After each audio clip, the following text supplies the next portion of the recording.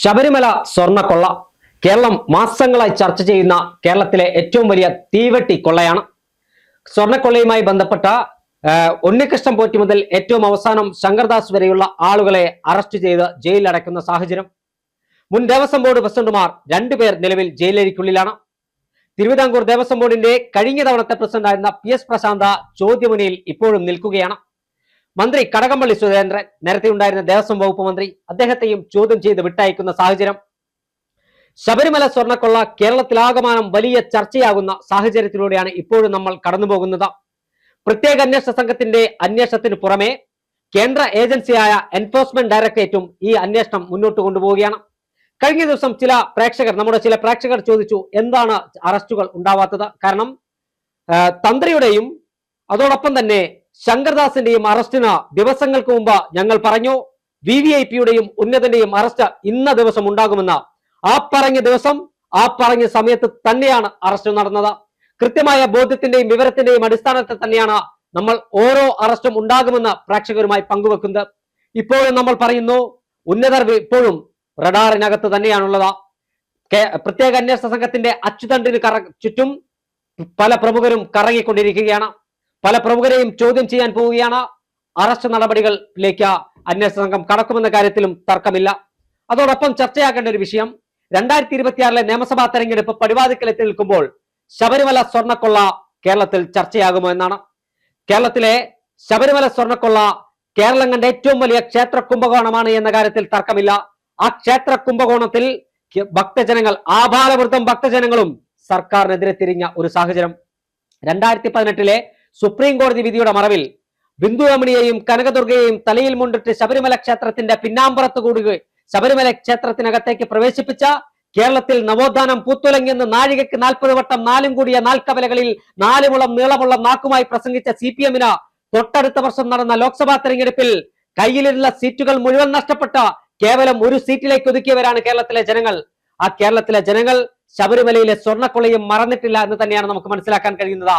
എന്തായാലും ഉന്നതരുടെ ചോദ്യം ചെയ്യലും അറസ്റ്റും ഉൾപ്പെടെയുള്ള നടപടികൾ വൈകാതെ വീണ്ടും അന്വേഷണ സംഘം ആരംഭിക്കും. അക്കാര്യത്തിൽ തർക്കമില്ല. വിശദമായി പരിശോധിക്കാം. അടുത്ത അറസ്റ്റ് ആരുടേത്? VVIPകളും VIP-കളും അറസ്റ്റ് നടപടിയിലേക്ക് പോകുമോ? ശബരിമല സ്വർണ്ണക്കൊള്ള നിയമസഭാ തെരഞ്ഞെടുപ്പിൽ പ്രതിഫലിക്കുമോ? കോൺഗ്രസും BJP-യും ഇത് തെരഞ്ഞെടുപ്പ് ആയുധമാക്കുമോ? PS സൗവർണികയാണ് കൂടെയുള്ളത്. അതായത് 2025 ഡിസംബർ 9, 11 2 തീയതികളിലായി കേരളത്തിൽ നടന്ന തദ്ദേശ സ്വയംഭരണ സ്ഥാപനങ്ങളിലേക്കുള്ള തെരഞ്ഞെടുപ്പിൽ അതിദയനീയമായ പരാജയമാണ് CPM-നും ഇടതുമുന്നണിക്കും നേരിടേണ്ടി വന്നത്. അവർ സ്വപ്നത്തിൽ കാണാത്ത തോൽവി. 6 നഗരസഭകളിൽ, അതായത് 6 കോർപ്പറേഷനുകളിൽ 5 CPM-ന് പരാജയം. CPM ഭരിച്ചിരുന്ന Ernakulam corporation, Thrissur corporation, Thiruvananthapuram corporation, Kollam corporation അവർക്ക് നഷ്ടപ്പെടുന്ന സാഹചര്യമുണ്ടായി. കോഴിക്കോട് കോർപ്പറേഷനിൽ ഭരണം ലഭിച്ചത് കേവല ഭൂരിപക്ഷം ഇല്ലാതെയാണ്. കണ്ണൂർ കോർപ്പറേഷൻ കോൺഗ്രസ് നിലനിർത്തി, മറ്റിടങ്ങളിൽ കോൺഗ്രസ് പിടിച്ചെടുത്തു. തിരുവനന്തപുരത്ത് BJP ആ കോർപ്പറേഷൻ പിടിച്ചെടുക്കുന്ന സാഹചര്യം. ബ്ലോക്ക് പഞ്ചായത്തുകളിലും ഗ്രാമപഞ്ചായത്തുകളിലും നഗരസഭകളിലും എല്ലാം അടിപതറിയ പരാജയം.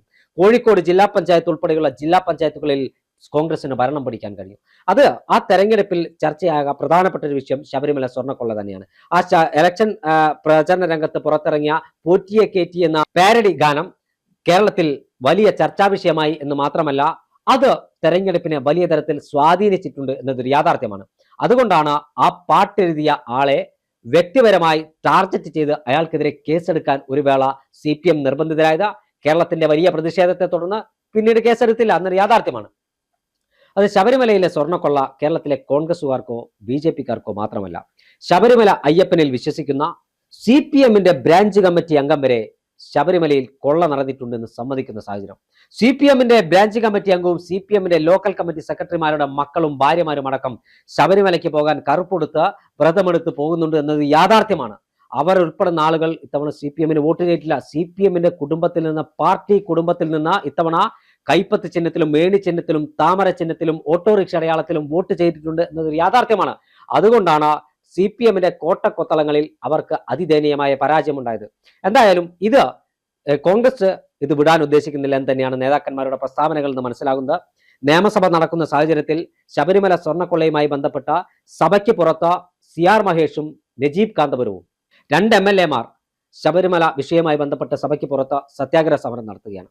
അതോടൊപ്പം ഒരു ഭാഗത്ത് കോൺഗ്രസിന്റെ നേതൃത്വത്തിൽ സമരം നടത്തുന്നു, BJP-യുടെ നേതൃത്വത്തിൽ കണ്ണിൽ പൊടിയാടാനുള്ള തരത്തിൽ അവർ നടത്തുന്നുണ്ട്. പക്ഷെ അവർ വേറെ കുറെ അഭ്യാസം കൂടി നടത്തുന്നുണ്ട്. ഈ വിഷയത്തിൽ എങ്ങനെ ഈ സോണിയാഗാന്ധിയെ പ്രതിക്കൂട്ടിലാക്കി CPM-ന് സഹായം ചെയ്തു കൊടുക്കാനുള്ള ഒരു പാലമായി കൂടി അവർ പ്രവർത്തിക്കുന്നുണ്ട്. ശബരിമലയിൽ നടത്തിയ BJP-യുടെ സമരം ആത്മാർത്ഥതയില്ല എന്ന് പറയാനുള്ള ഒരു കാരണം കൂടി പറഞ്ഞ് നമുക്ക് അടുത്ത ടോപ്പിക്കിലേക്ക്. അതായത് ശബരിമല യുവതി പ്രവേശനവുമായി ബന്ധപ്പെട്ട സുരേന്ദ്രൻ BJP-യുടെ സംസ്ഥാന അധ്യക്ഷനായ സമയത്ത് കാസർഗോഡ് മുതൽ തിരുവനന്തപുരം വരെ നാമജപ ഘോഷയാത്ര എന്ന പേര് പറഞ്ഞുകൊണ്ട് കേരളത്തിലെ രാഷ്ട്രീയത്തിനതീതമായ ആളെ കൂട്ടി സമരം ചെയ്യാൻ BJP-ക്ക് കഴിഞ്ഞിട്ടുണ്ട് എന്നൊരു യാഥാർത്ഥ്യമാണ്.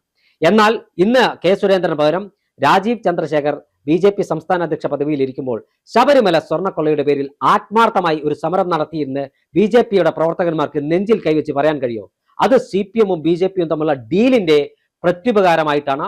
ഈ ശബരിമല സ്വർണ്ണക്കൊള്ള ജനങ്ങൾ ചർച്ചയാക്കാതിരിക്കാനാണ് BJP സമരം ചെയ്യാത്തതെന്ന കാര്യത്തിൽ ഒരു തർക്കവുമില്ല. എന്തായാലും ഈ ശബരിമല സ്വർണ്ണക്കൊള്ള അടുത്ത നിയമസഭാ തെരഞ്ഞെടുപ്പിൽ വലിയ ചർച്ചയാക്കാൻ തന്നെയാണ് കോൺഗ്രസിന്റെ തീരുമാനം.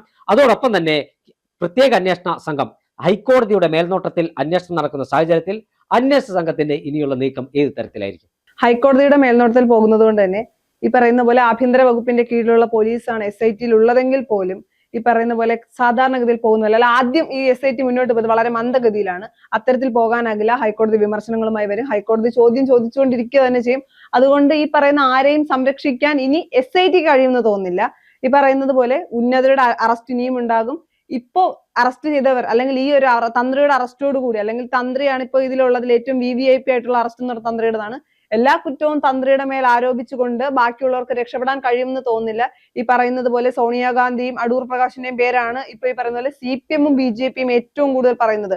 സോണിയാഗാന്ധിക്കാണ് ബന്ധം, സോണിയാഗാന്ധിയുടെ കയ്യിലാണ് ഈ സ്വർണ്ണമുള്ളതെന്നടക്കം പറയുമ്പോൾ സോണിയാഗാന്ധി SIT ചോദ്യം ചെയ്യട്ടെ. അങ്ങനെ ഒരു സംശയമുണ്ട് എങ്കിൽ, അല്ലെങ്കിൽ അത്തരത്തിൽ SIT-ക്ക് ഒരു ധാരണയുണ്ട് എങ്കിൽ സോണിയാഗാന്ധിയെ ചോദ്യം ചെയ്യട്ടെ, അടൂർ പ്രകാശിനെ ചോദ്യം ചെയ്യട്ടെ. ഈ പറയുന്ന പോലെ കടകംപള്ളി സുരേന്ദ്രനെ ചോദ്യം ചെയ്തു, PS പ്രശാന്തിനെ ചോദ്യം ചെയ്തു, ഇന്ന് ജയറാമിനെ ചോദ്യം ചെയ്തു. അങ്ങനെ ഒരു സംശയം SIT-ക്ക് ഉണ്ടെങ്കിൽ, CPM-ന്റെ സംശയമല്ല തീർക്കേണ്ടത്, SIT-ക്ക് അങ്ങനെ ഒരു സംശയം ഉണ്ട് എങ്കിൽ അടൂർ പ്രകാശിനെയോ സോണിയാഗാന്ധിയോ ഒക്കെ ചോദ്യം ചെയ്യാം. അതിലൊന്നും യാതൊരു തർക്കവുമില്ല. അതിലിപ്പോ കോൺഗ്രസ്സുകാർ അടക്കം പറയുന്നില്ല അടൂർ പ്രകാശിനെ ചോദ്യം ചെയ്യരുത് എന്ന്. കോൺഗ്രസ്സുകാർ ആരും പറയുന്നില്ല. ഇതൊന്നും ഉണ്ടാവുന്നില്ല. പിന്നെ അങ്ങനെയാണ് എങ്കിൽ SIT അടൂർ പ്രകാശിനെയും സോണിയാഗാന്ധിയും ചോദ്യം ചെയ്യട്ടെ. അപ്പൊ എന്താണ് സ്ഥിതി എന്ന് അറിയാൻ കഴിയുമല്ലോ. ഇതിനൊക്കെ അപ്പുറം ശബരിമല സ്വർണ്ണക്കൊള്ള എന്നല്ല, ശബരിമല വിഷയം എപ്പോഴൊക്കെ ചർച്ചയായിട്ടുണ്ടോ അത് ഏത് പാർട്ടിയാണോ ശബരിമല അയ്യപ്പനെതിരെ നിൽക്കുന്നത് അവർക്ക് തിരിച്ചടി കിട്ടിയിട്ടുണ്ട്. ശബരിമലയിൽ നവോത്ഥാനം എന്ന് പറഞ്ഞ് സ്ത്രീകളെ കയറ്റിയതിന് തൊട്ടു പിന്നാലെ നടന്ന ലോക്സഭാ തെരഞ്ഞെടുപ്പിൽ ഒരു സീറ്റിൽ ഒതുങ്ങുന്നത് നമ്മൾ കണ്ടതാണ് LDF. ആ സമയത്താണ് BJP ഏറ്റവും കൂടുതൽ കേരളത്തിൽ വളരാൻ, അല്ലെങ്കിൽ BJP-യെ കേരളത്തിൽ വളർത്തിയത് ശബരിമലയാണ്, അല്ലെങ്കിൽ ശബരിമലയിലെ സ്ത്രീ പ്രവേശനമാണ്.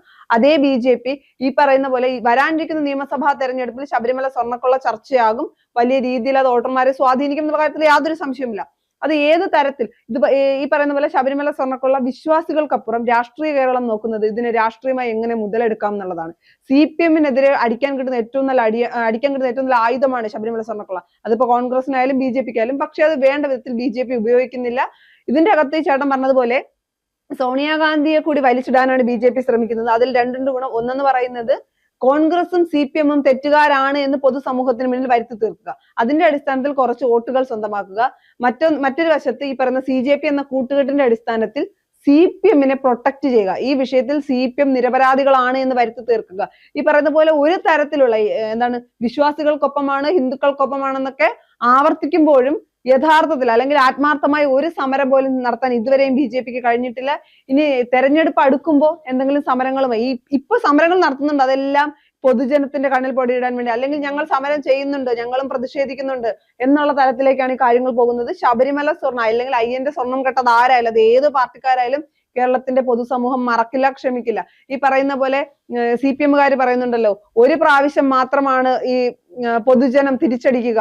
അത് ഈ കഴിഞ്ഞ ലോക്കൽ ബോഡി തെരഞ്ഞെടുപ്പിൽ തിരിച്ചടിച്ചു, ഞങ്ങളെ പരാജയപ്പെടുത്തി. അടുത്ത തെരഞ്ഞെടുപ്പിൽ ഇത് മറക്കും. കാര്യം അന്നത്തെ ലോക്സഭാ തെരഞ്ഞെടുപ്പിൽ ഞങ്ങൾ പരാജയപ്പെട്ടെങ്കിലും പിന്നീട് നടന്ന നിയമസഭാ തെരഞ്ഞെടുപ്പിൽ ഞങ്ങൾ രണ്ടാമത് അധികാരത്തിൽ വന്നു. ആ സാഹചര്യം അല്ല നിലവിൽ കേരളത്തിലുള്ളത്. അന്ന് ഈ പറയുന്ന പോലെ കിറ്റ് വോട്ടാക്കി മാറ്റിയാണ് വിജയിച്ചത്. ഇത്തവണ അങ്ങനെയല്ല. സ്വർണ്ണക്കൊള്ള എത്രയൊക്കെ ഇനിയിപ്പോ എന്തൊക്കെ വിഷയങ്ങൾ സ്വർണ്ണക്കൊള്ളയ്ക്ക് മുകളിൽ മറ്റെന്തൊക്കെ വിഷയങ്ങൾ കേരള പൊതുസമൂഹത്തിന് മുന്നിലേക്ക് എടുത്തു വെച്ചാലും, ബജറ്റിൽ എന്തൊക്കെ ഓഫർ ചെയ്താലും വിശ്വാസികൾ, കേരള പൊതുസമൂഹം അയ്യപ്പനിലും ശബരിമല സ്വർണ്ണക്കൊള്ളയിലും ചോദ്യങ്ങൾ ചോദിക്കുക തന്നെ ചെയ്യും. അതിന് കൃത്യമായി ഉത്തരം പറയേണ്ടി വരും CPM. വീടാന്തരം കയറി എന്ത് പറയുന്ന ഒരു ചോദ്യമുണ്ട്. ഇന്നും പത്മകുമാറിനെ തള്ളി പറഞ്ഞിട്ടില്ല. ഇപ്പോഴും പത്മകുമാറിനെ ചേർത്ത് പിടിക്കുന്നു. പത്മകുമാറിനെ ചേർത്ത് പിടിക്കുമ്പോൾ ആരെയാണ് സംരക്ഷിക്കാൻ ശ്രമിക്കുന്നതെന്ന് പൊതുജനത്തിന് അല്ലെങ്കിൽ സാധാരണക്കാർക്ക് ഉണ്ടാകുന്ന സംശയത്തിന് ഒരു ഉത്തരവും പറയാൻ CPM ആകില്ല. അതുകൊണ്ട് തന്നെ ഈ വിഷയത്തിൽ CPM പൂർണ്ണമായി തകർന്നു കഴിഞ്ഞു. എന്തിന്റെ അടിസ്ഥാനത്തിലാണ് ഇനി അറിയാനുള്ളത്? എന്തിന്റെ അടിസ്ഥാനത്തിലാണ് BJP-യും CPM-ഉം തമ്മിലുള്ള കൂട്ടുകെട്ടൽ അല്ലെങ്കിൽ CJP ബന്ധം തന്നെയല്ലേ BJP വിഷയത്തിൽ ഇത്തരം മന്ദഗതിയിലുള്ള നിലപാടെടുക്കാൻ പ്രേരിപ്പിക്കുന്നതെന്ന ചോദ്യം മാത്രമേ ഉള്ളൂ. ഇനി ഈ ശബരിമല സ്വർണ്ണക്കൊള്ളയിൽ നിന്ന് ഒരു കാരണവശാലും ഒരു തരത്തിലും CPM-ന് കൈകഴുകി രക്ഷപ്പെടാനാകില്ല.